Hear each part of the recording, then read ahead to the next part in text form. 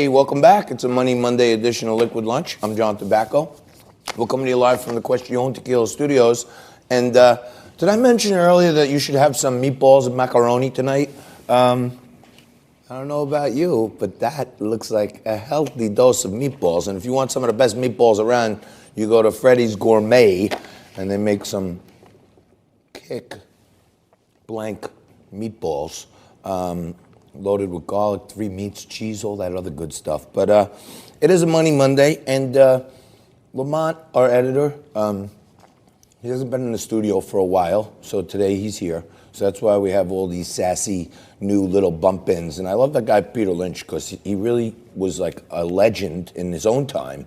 But we use that throwback stuff. And I say it all the time when the market's down, just stay calm already. And on the last commercial break, Nick Kovacevic, the CEO of Kushko Holdings, who's supposed to be joining us, we couldn't get him on Skype. So everybody was panicking and running around. And I said, just stay calm and get out the meatballs. So if you're having a panic attack or anything like that, eat some meatballs. It helps big time. Peter Lynch should have said that. When the market's down, stay calm and eat some meatballs. But you're watching Liquid Lunch, the place where the purple people hang out. And today, I don't know if we can go to the wide shot, but I guess today it's where the purple person hangs out, because Frank left me. My co-host just left. He just looked at me and said, okay, I got to get out of here now. And little did he know I had a dozen meatballs waiting for us today. But now he gets nothing because he had to go run to some meeting. And I said Friday it was a Frankful Friday. It's a Meatball Monday, and it's a Frankless Monday today.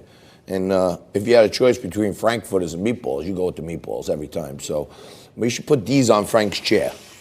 You know, we should just put them on his chair like this. And filling in for Frank today is a pan full of meatballs. And, you know, in other news, we had the Syrian British ambassador to Syria on a little earlier today. And he put it about as bluntly as possible. We have 1,000 troops in Syria, basically hanging around, defending our freedoms and liberties. They're not hanging around; they're working hard. But 1,000 troops is not gonna secure our country, and it's helping our allies, the Kurds.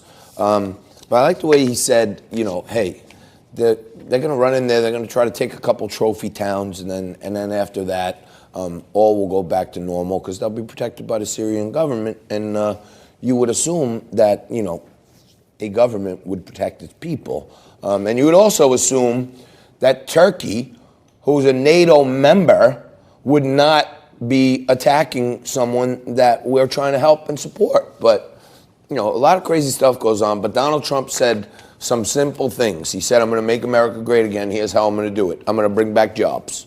We got the lowest unemployment in over 60 years in this country right now. He said, I'm going to create more opportunities for minorities, African Americans, etc. The lowest African American unemployment rate in history since they kept stats on this stuff. Okay? He said, I'm going to create jobs. He's done that. Okay? He said, I'm going to bring back growth to America, and I'm going to take on China. Just about 3% GDP growth. Barack Obama was knocking him when he was running for president and saying, well, Trump thinks he's going to get to 3%. He'd need a magic wand to do that. Somehow or another, a guy who never ran for public office beat 17 Republicans, took down Hillary Clinton, and in the meantime, found the magic wand that Obama was talking about, because we're back at 3% growth.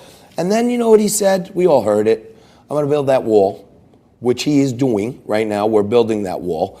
And you know, all these leftists like Nancy Pelosi and Adam Schiff for brains, they have walls around their homes where they live, okay? But they don't want a wall around our country to keep out people who are sucking resources from real Americans, okay?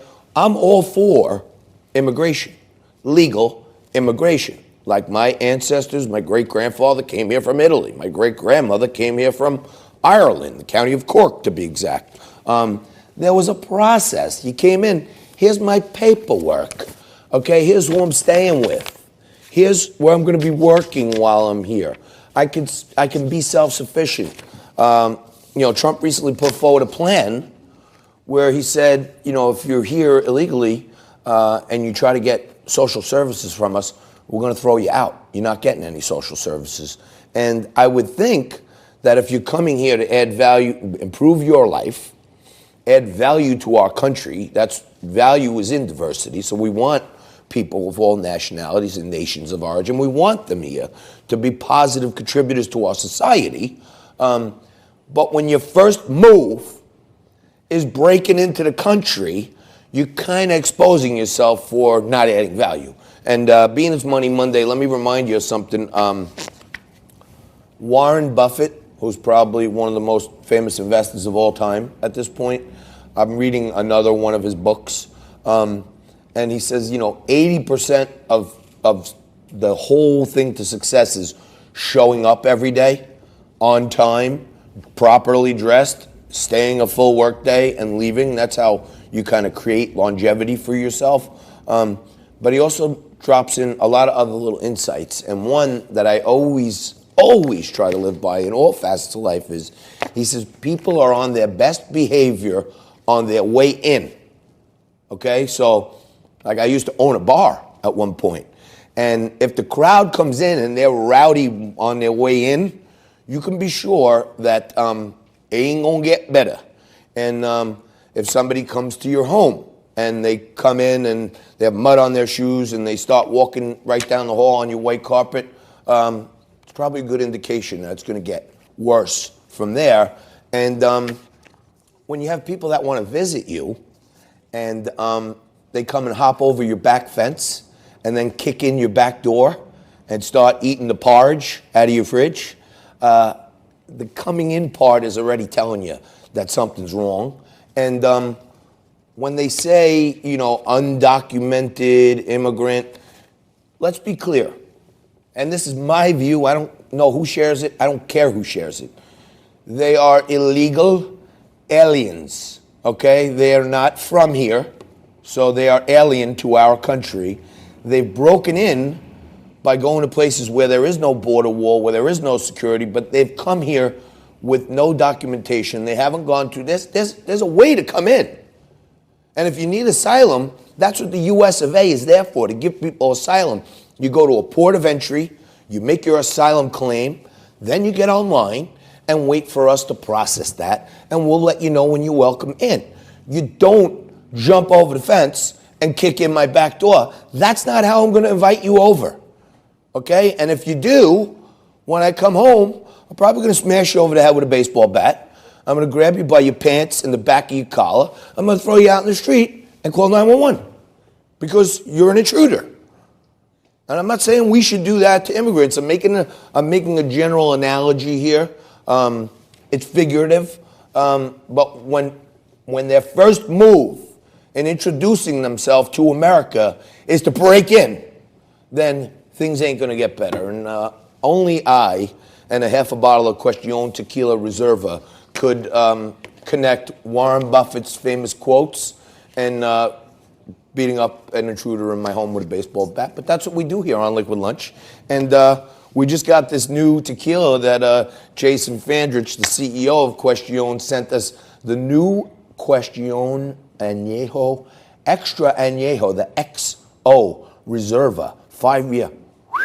I don't know what I'll be saying by the last segment of this show, but I can tell you this, when Frank's not here to control me, things get crazy. We're going to take a quick break, and hopefully we're going to come back with Nick Kovacevic. We may not come back with Nick Kovacevic if we can't get him on Skype, but for sure Dr. Stephen Greer will be with us on Skype. We'll take a quick break, back at you with more Liquid Lunch right after this.